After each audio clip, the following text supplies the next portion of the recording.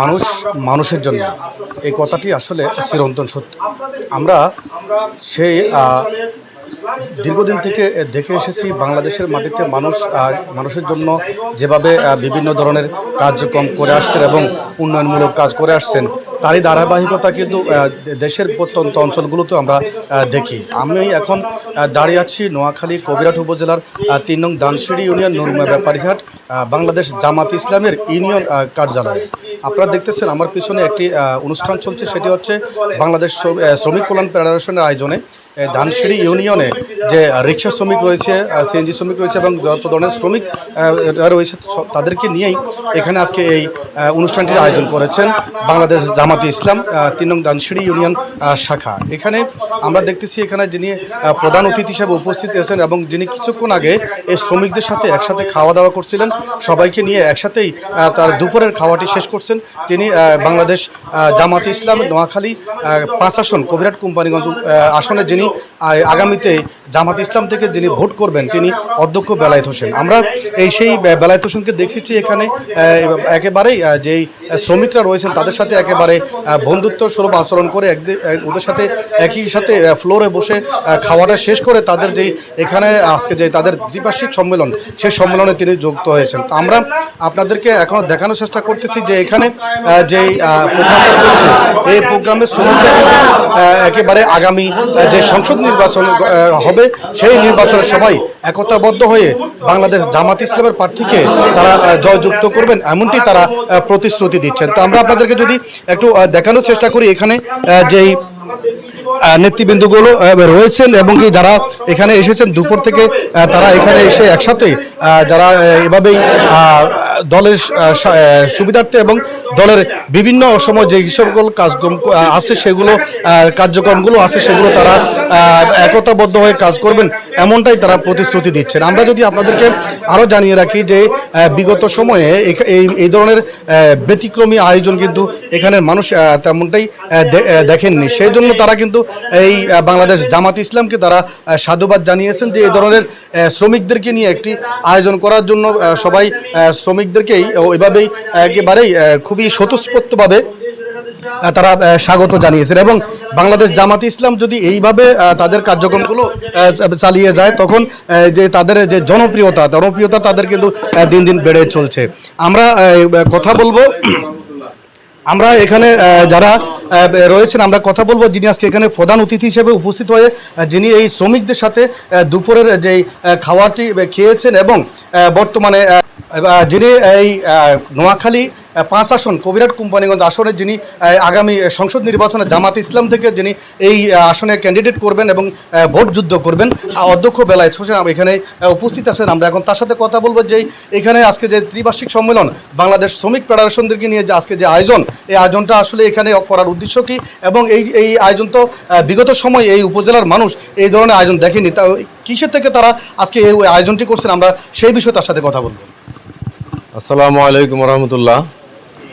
আজকের পরিবহন শ্রমিকদের এই দ্বিবার্ষিক সম্মেলন আমরা এই জন্য আহ্বান করেছি শ্রমজীবী মানুষদের দাবি দাওয়াগুলো যাতে বাস্তবায়ন হয় এবং ইসলামী শ্রমনীতি বাস্তবায়নের মধ্য দিয়ে নির্যাতিত নিষ্পেষিত অবহেলিত শ্রমিক সমাজ যাতে এই পৃথিবীতে শান্তিতে বসবাস করতে পারে এবং পরিবার পরিজন নিয়ে যাতে তারা শান্তিতে বসবাস করতে পারে এবং তাদের ছেলে সন্তানদেরকে পড়ালেখা সহ সামগ্রিক বিষয়ে যাতে তারা সমাজে একজন সম্মানের সাথে বসবাস করতে পারে, সেজন্য আজকের এই শ্রমিক ভাইদের নিয়ে আমরা দুপুরে একসাথে খাওয়ার আয়োজন করেছি।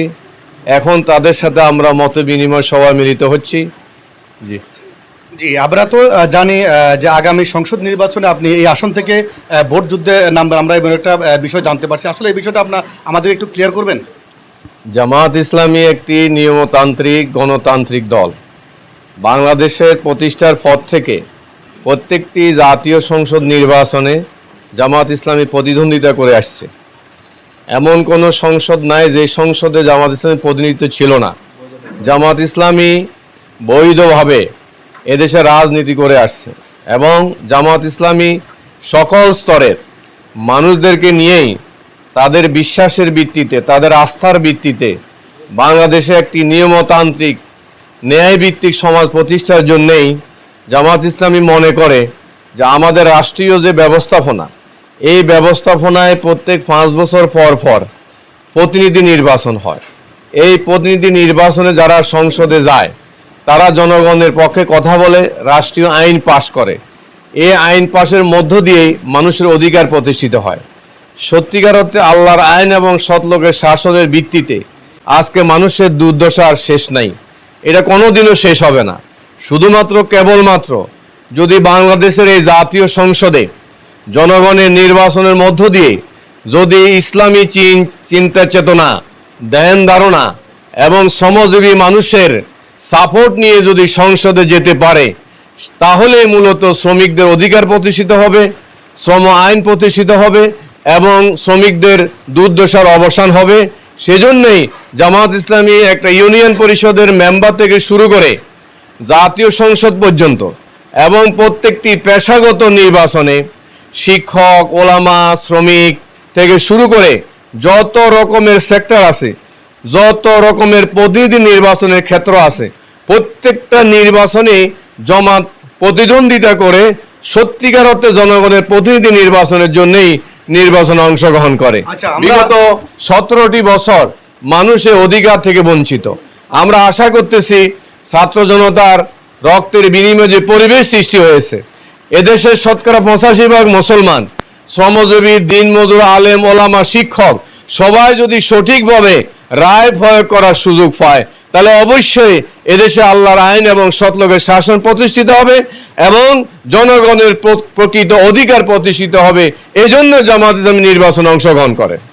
জি, আপনার কাছে আমাদের আরেকটা বিষয় জানার আসছে, সেটি হচ্ছে আমরা জানি বিগত আওয়ামী লীগ সরকার যে 5 আগস্টে যিনি বাংলাদেশ থেকে পালিয়ে গিয়েছেন, তার পূর্বে বাংলাদেশ জামাত ইসলামের যে নিবন্ধন তিনি বাতিল করে গেছেন। এবং এই যে আপনারা আমরা জানি ইতিমধ্যে যে আপনারা হাইকোর্ট, সুপ্রিম কোর্ট আপনারা আপিল করছেন যে আপনাদের মার্কা এবং আপনাদের নিবন্ধন ফিরে পাওয়ার জন্য।